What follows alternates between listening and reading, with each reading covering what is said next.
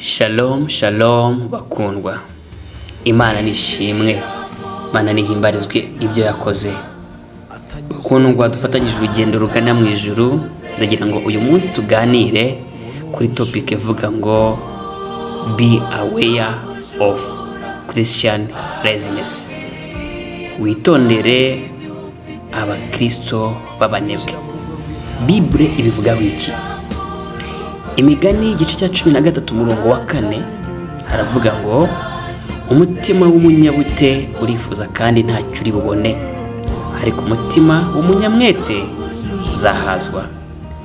Ukurikire iyi video ya animation kugira ngo tumenye uburyo twakwitwara muri ibi bihe tugeze mu by'imperuka.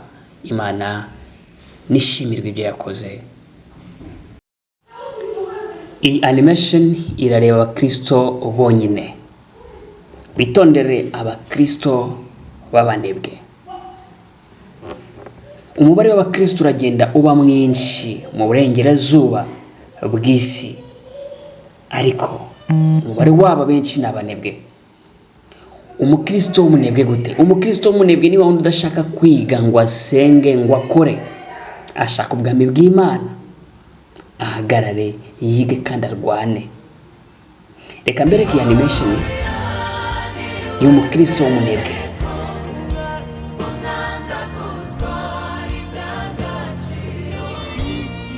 Reka nkwereke iyi animation urebe ubunebwe, urebe abakristo b'abanebwe abo ari bo. Urebe abakristo b'abanebwe. Aha ni mu isi y'umwuka. Mu isi y'umwuka ukuntu umukristo wa nyawe ufite umwuka wera, ufite ibirwanisho, wa wundi Pawulo yavuze ngo mwambare intwaro zose z'Imana. Uko niko umusirikari wa Yesu Kristo aba ameze, ufite umwuka wera. Urabona simbole y'umukristo ni inuma. Ahangaha uyu ni umwana mu gakiza, yabatijwe n'umwuka wera, ni umuprofeti w'Imana. Ni umukobwa arimo arayoborwa n'umwuka wera ajya mu bugingo buhoraho, ayobowe na mwuka wera. Kuba ufite mwuka wera bivuze ngo ni tanka, ni ikirwanisho. Urabona ko agenda ari protected n'umwuka wera. Arangije ahita abona undi mukristo mu nzira ngo ntabara, hagarara, ntabara mukristo, ntabara. Arangije abitekerezaho, kareka mpagarare njye kumenya uyu muntu arashaka iki.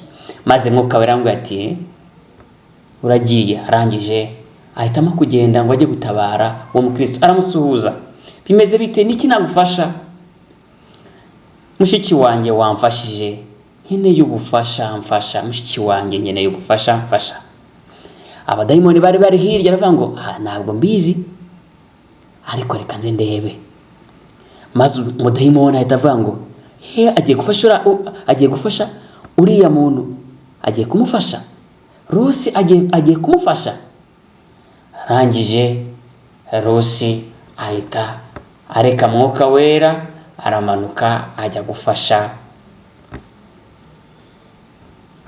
Bituma arakaza umwuka wera. Maze aravuga ati ndi umukristo nibwo ngitangira, wanyigishije gusenga, nanjye nkako bintera ubwoba, wanyigishije gusenga, please nyigisha gusenga.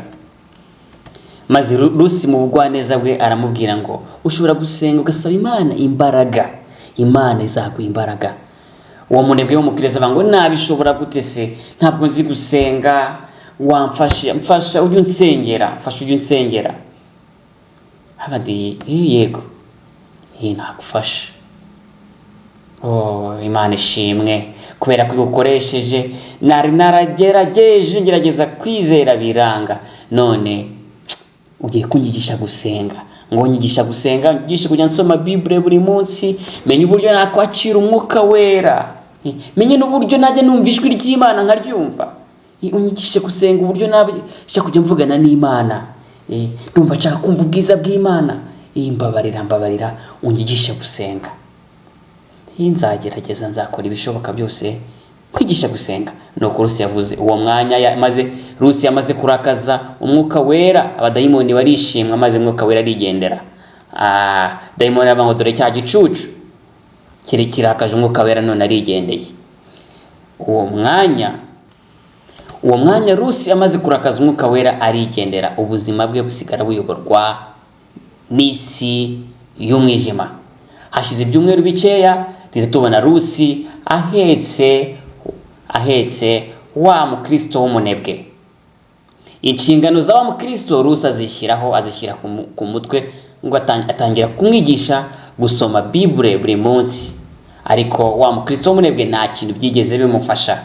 Rusi aba mu isi ayobowe, aganjijwe, ari munsi y'ububasha bw'ubutware bw'umwijima. Agenda amwigisha understand rwose, wagenda tukagerana mu bugingo buhoraho, nagufasha, nkakomeza nkaguheka, nzagufasha.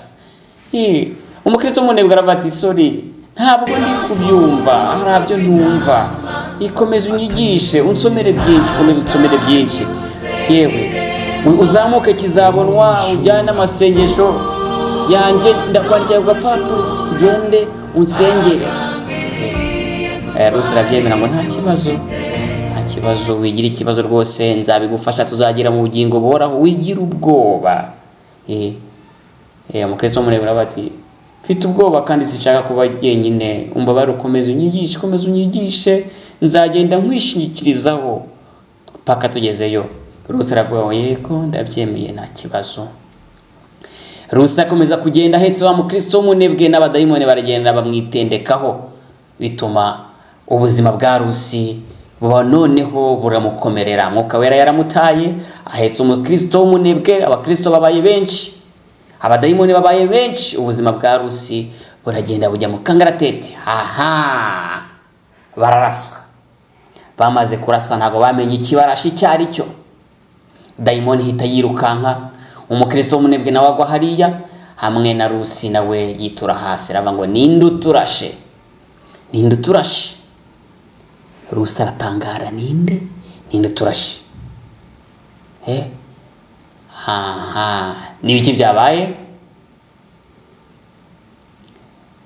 Ni ibiki byabaye muri gukora iki aho ngaho? Uri gukora iki aho ngaho? Irebe nawe Rusi. Niweho Ronald, amakuru ki yawe? Ndishimiye kongera kukubona. Ronald aramanuka, yari umukristo ufite umwuka wera, afite tanka. Ronald abaza Rusi, umeze neza? Ntabwo umeze neza. Reba ni gute watwara uyu mukristo w'umunebwe ku bitugu byawe?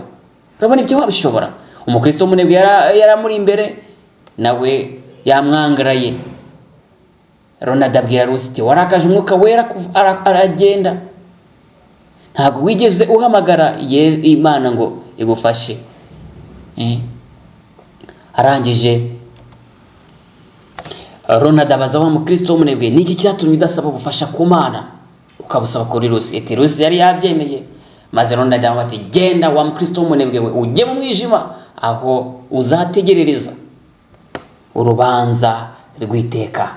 Bituma icyo cyagitumye abantu kubera ubunebwe bwabo barahisemo umwijima bakawutisha umucyo. Imana niturengere. Kandi Satani akoresha abo bakristo b'abanebwe kugira ngo baduteshe umwanya wacu twagakwiriye kuba tugirana n'Imana. Rusi asaba imbabazi ngo Mana umbabarire ko nabaye impumyi, umbabarire. Ronald aramubwira ati ihana ibyaha byawe, ugarukire Uwiteka arakubabarira. Rusi arapfukama asaba Imana imbabazi, arihana, agarukira Uwiteka, maze ibyaha bye biratwikirwa. Imana iramwemera, iramubabarira, irongera imuha umwuka wera, imuhereza umuriro, imuhereza ingofero, maze n'ikirango cye cy'umukristo kiragaruka. Imana nishimwe. Maze asubirana Mwuka Wera, asubirana ya tanka y'intambara, hahandi azihisha akajya mu bugingo buhoraho. Imana irakubabariye, ikubabariye ibyaha byawe. Niko Ronald yabwiye Rusi. Rusi arishima, arabyina cyane, arangije agendana na Mwuka Wera, yurira tanka ye, arangije ashimira Ronald. Ariko Ronald yaramubwira ati witonde ahazaza, ntuzongere guta umwanya kuri aba bantu. Abantu bazaza bagusaba ubufasha, ariko bazamenye yuko bagomba gusaba iki? Gusaba ubufasha ku Mana. Wirinde rero abo bakristo b'abanebwe, bazaza barira bagusaba ubufasha, ariko uzabihorera bamenye yuko bagomba gusaba ubufasha ku Mwuka Wera, bituma batazakwibira umwanya ugakwiye kugira ute? Kubana n'Imana. Imana yacu ni Imana ifuha, nukuri ni Imana ifuha. Umwanya wawe ntugomba kuwuta kuri abo bantu batagira ute? Badafite umumaro. Abo bakristo b'abanebwe bakwiye gusenga bakakubufasha ku Mana, kandi Satani niwe ubikora gutyo kugira ngo ubwami abantu bibagirwe ibyo bagakwiye kuba bakora. Dushake ubwami bw'Imana no gucyanuka kwayo, ibindi byose tuzabyongererwa. Abadutesha umwanya Maze Ronald aramubwira ati ubwo bunebwe aba banebwe b'abakristo bareke, abo ngabo bazakirwa urubanza ku munsi w'amateka. Rusi akomeza urugendo na Mwuka Wera yishimye, maze abakristo benshi bakomeza kwirukanka kuri Rusi kubera ko yari umuhanuzi afite amavuta. Dufashe. Arangije arabareba, arabihorera, arababwira ati ibyambayeho narabibonye, musaba Mwuka Wera muzawuhabwa namwe. Imana niturengere. Rusi akomeza arabagenda bareba, arakomeza. Arangije abona abandi bakristo bari bameze nk'abo kera, bagenda bahetse abandi, ariko ntabwo ari umugambi w'Imana yuko umukristo aheka undi, ahubwo Umwuka Wera twawuhawe nk'umufasha. Rero niba twanze kwaka ubufasha ku Mana tukabaka ku bantu, ntabwo bizatugeza mu bugingo horaho. Rero tumenye kwaka ubufasha, twaka ubufasha ku Mana yonyine. Wirinde abakristo b'abanebwe, kuko nta hantu bazakugeza. Umubare w'abantu uragenda wiyongera, ariko abakristo ubwabo b'abanebwe bakiyongera. Satani akoresha abakristo b'abanebwe kugira ngo atwibire umwanya wacu twagakwiriye kugirana n'Imana, bigatuma duta umwanya wacu. Imana niturengere, tugirire neza, kugira ngo ubwo Yesu Kristo azagaruka azasange twiteguye. Amen kandi amen. Shalom. God bless you.